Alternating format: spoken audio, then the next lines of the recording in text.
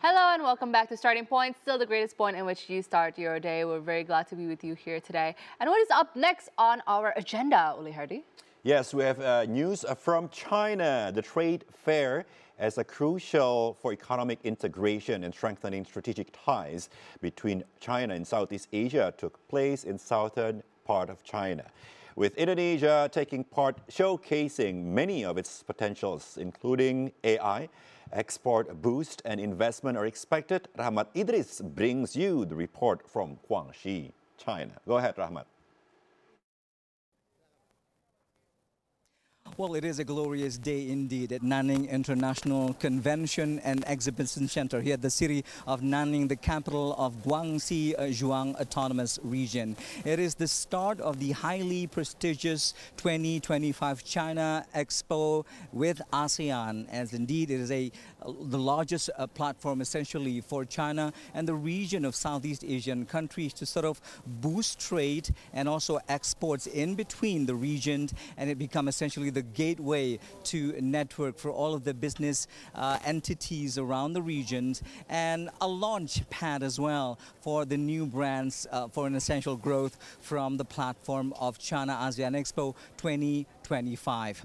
And as per the report of the Chinese General Administrations of Customs, it's been said that throughout the year, at least for the first 8 months of 2025, it's been reaching 9.7, a whopping percentage growth year on year for trade from China for the region, essentially making ASEAN still and has always been the largest trading partner to China.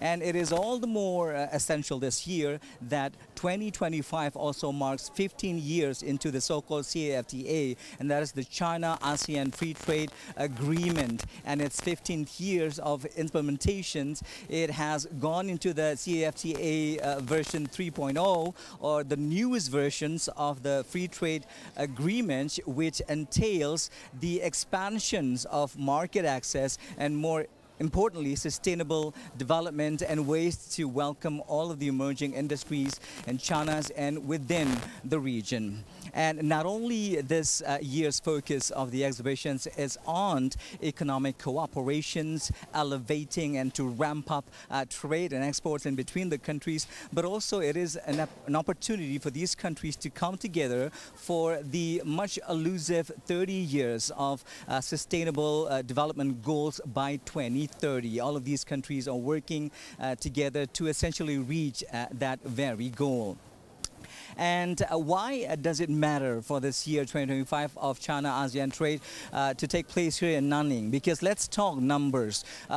60 countries, 3,200 companies, and over 600 exhibitors are here partaking in the exhibitions and showcasing some of the best potentials and goods from their respective regions. And when it comes to that matter, let's talk about what Indonesia has to offer for this particular exhibition this year. And we've received words from the Ministry of Trade of the Republic of Indonesia saying that they express their confidence and optimism that will achieve a better accomplishment and achievements for this year's occasion of China ASEAN Expo 2025 than the previous occasions.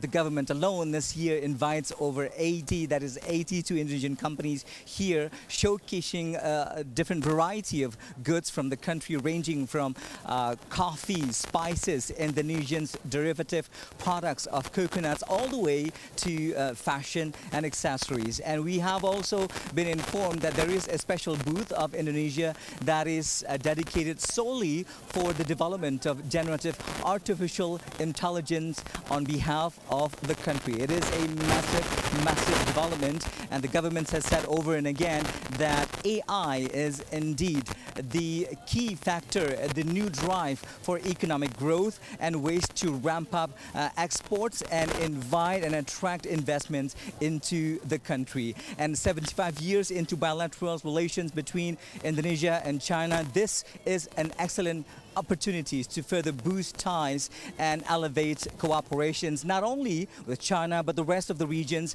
and all the many countries taking part for the SIA Expo or the China ASEAN Expo 2025. From Guangxi, China, Rahmat Idris and Adri Handira reported for TVRM World.